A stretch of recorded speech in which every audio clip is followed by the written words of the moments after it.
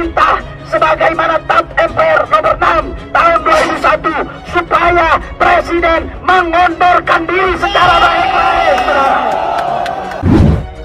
Ada pihak-pihak yang kecewa.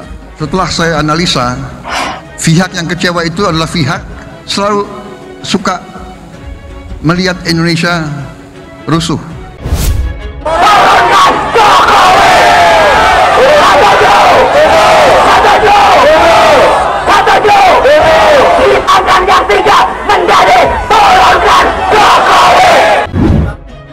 Sejarah akan mengatakan Pak Jokowi salah satu presiden terbaik di Indonesia. Tidak gampang meneruskan apa yang telah beliau bangun. Kelihatannya setelah ini jatahnya Pak Prabowo. Kalau jadi presiden khianat, saya lawan. Apalagi nggak jadi presiden terus khianat. Seperti beginilah Prabowo.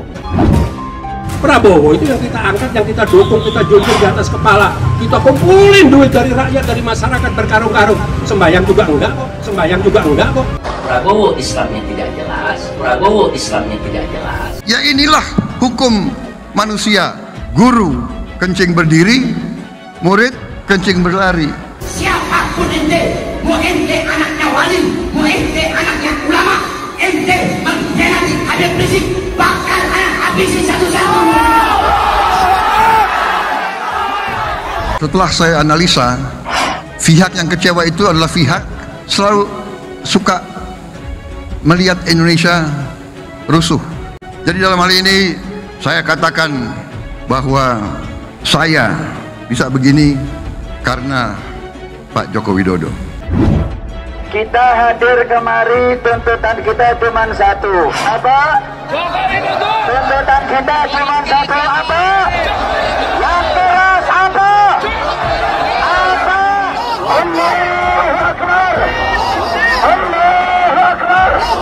Kalau ada keberhasilan, ya kita harus akui keberhasilan.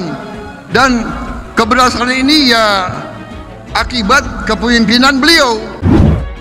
Jadi saya harus menyampaikan Pak Joko Widodo, beliau punya jiwa besar. Bangsa yang besar adalah bangsa yang mempunyai pemimpin yang arif dan bijaksana. Pemimpin harus memberi contoh, benar tidak? Sekretaris Majelis Syuro PA212, Ustadz Slamet Ma'arif mengatakan urusan capres-mencapres sampai saat ini pihaknya belum membicarakan dan memutuskan akan mendukung siapapun. Tunggu ijtima ulama dan komando HRS alias Habib Rizik Sihab, ujar Slamet Ma'arif. Namun demikian, saat ditanya soal kemungkinan akan kembali mendukung Prabowo atau kepastian tidak akan lagi mendukung Prabowo karena telah mengkhianati pada Pilpres 2019 lalu, Slamet menegaskan masih belum ada kepastian soal tersebut.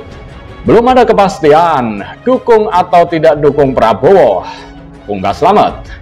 Seperti diketahui sebelumnya, persaudaraan alumni 212 mengaku berpikir 1000 kali untuk mendukung Ketua Umum Partai Gerindra Prabowo Subianto maju di Pilpres 2024. Alasan berpikir 1000 kali itu adalah PA212 memiliki banyak catatan untuk Prabowo. Banyak catatan dalam kami dan kami butuh orang yang istiqomah. Faktor usia pun harus dipertimbangkan, kata Ketua Umum PA212, Slamet Ma'arif pada wartawan.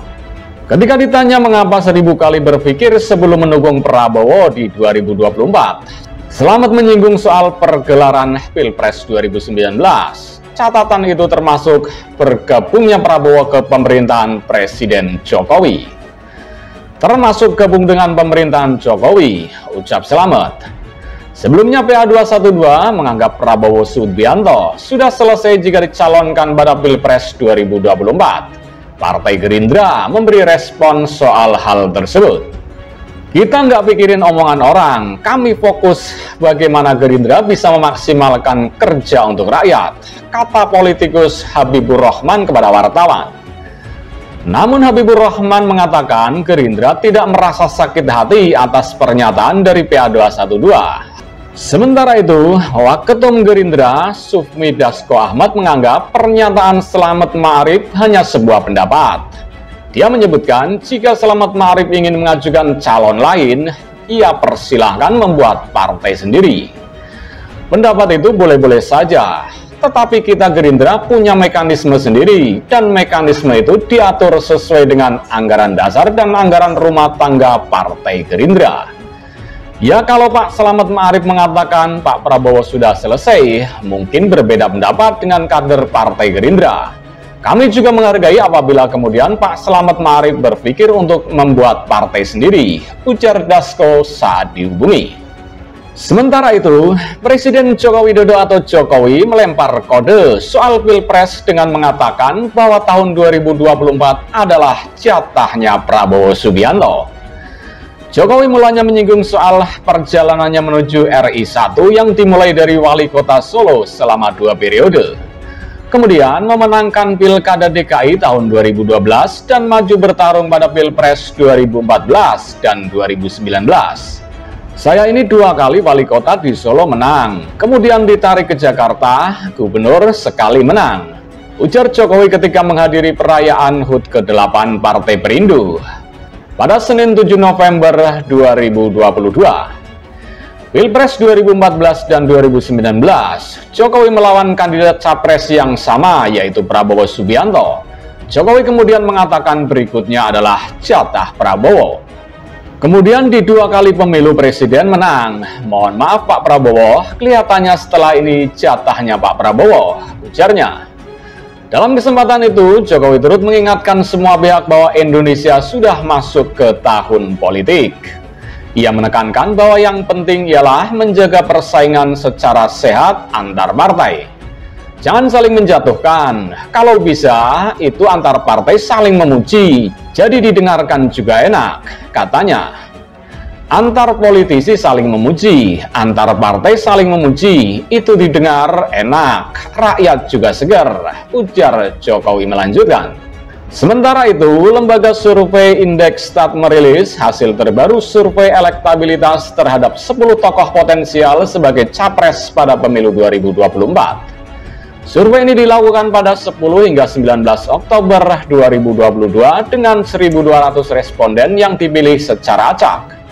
Metode yang digunakan yakni multi-stage random sampling dengan margin of error sekitar 2,8% pada tingkat kepercayaan 95%. Nama Gubernur Jawa Tengah Ganjar Pranowo, Menteri Pertahanan Prabowo Subianto, dan mantan Gubernur DKI Jakarta Anies Baswedan masih menempati 3 teratas tokoh dengan elektabilitas tertinggi. Ganjar mendapatkan elektabilitas tertinggi dengan presentasi 28,1%, Prabowo dengan perolehan elektabilitas 22,1% dan Anies Baswedan 17,3%.